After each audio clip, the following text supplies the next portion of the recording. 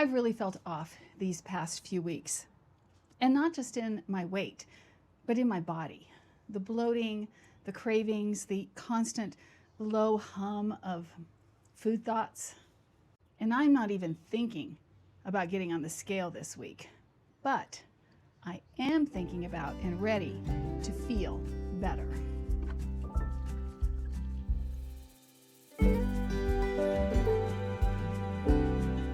This week, I'm doing something different.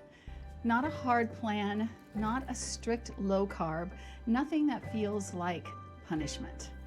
What my body needs right now is a gentle reset. And there's one small thing that I do at every single meal that matters more than anything else on the plate. It sounds almost too simple, but I'm going to show you exactly what it does right after the first meal. My ritual every morning is nearly always the same.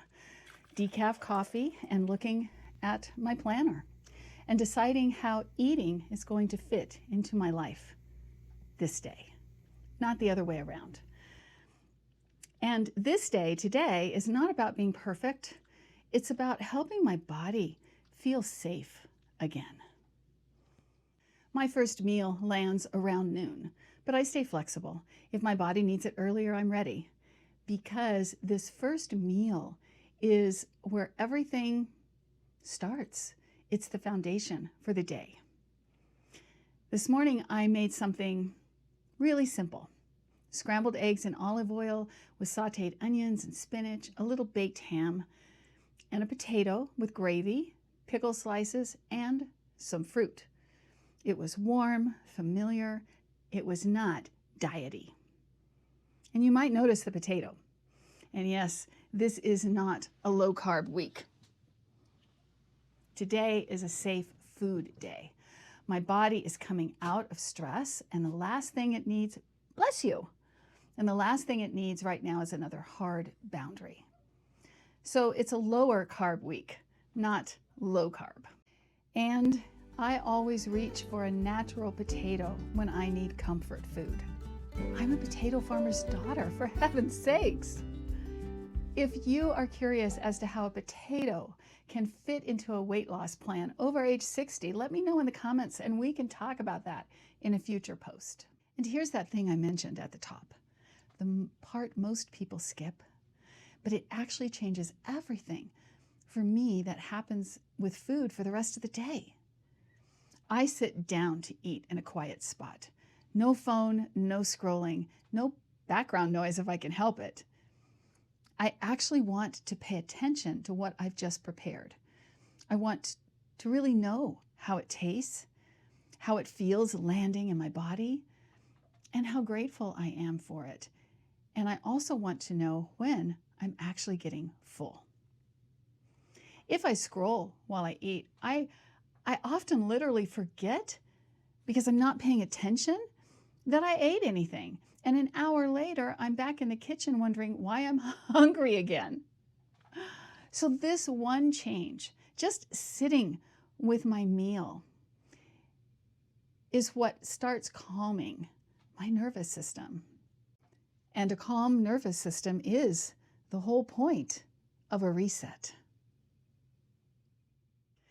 3 p.m. is usually when things start to slip for me. The afternoon slump hits, that particular kind of tired that lives behind your eyes.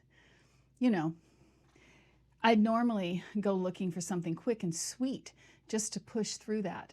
But today, I'm doing something different. A small handful of nuts, a little cheese, and something I actually enjoy drinking. And I take it somewhere completely different than my creative space, away from my desk, away from the phone. Within minutes, that urgent, grabby feeling just releases. My body doesn't need a sugar hit in the afternoon. She needs a pause and a brief, welcome change of scenery. A family friend taught me something years ago that I still think about. Every Sunday night, he ended his weekends with a simple turkey sandwich. Every Sunday. That was his line in the sand, the signal that the weekend free-for-all was done. The calm week ahead was just beginning. He didn't announce it. He didn't make it a big deal. He just made the sandwich. And that's exactly what the last meal of the day does for me, especially on a reset day. Tonight, it's chicken with seasonings, big greens, a little sauerkraut, cucumber, feta. It's light, but grounding. And I eat it the same way I ate that first meal, sitting down, no distractions, actually tasting the food. Not just eating, signaling. This meal tells my body, we're getting back to feeling better. We're getting back to energy. Do you have a signaling food that works for you? I'd love to read about it in the comments below. And guess what? I can already feel a shift. My stomach is calmer. The low hum of thinking about food is quieter. This is why I reset a few days before I ever touch the scale. Because when this feels right again, everything else follows. And I'm doing this reset for a full 3 days before I ease back into low carb and then into fasting next week. So now I'm noticeably less hungry and less distracted from food thoughts. I have more peace, more mental bandwidth for my day, for projects. And honestly, I still don't know what the scale is going to say, or even if I will weigh this week. I may not. But what I am doing is real intentionality. I feel my body right now burning off more excess, the way the spring snow is melting more and more from the mountains. If you want to see what happens to the cravings, the energy, and the weight this week, subscribe and you'll see exactly how it turns out. And if you like this comment, please hit the like button too. It really helps this channel reach more like us who could use a companion while they are on their own journey.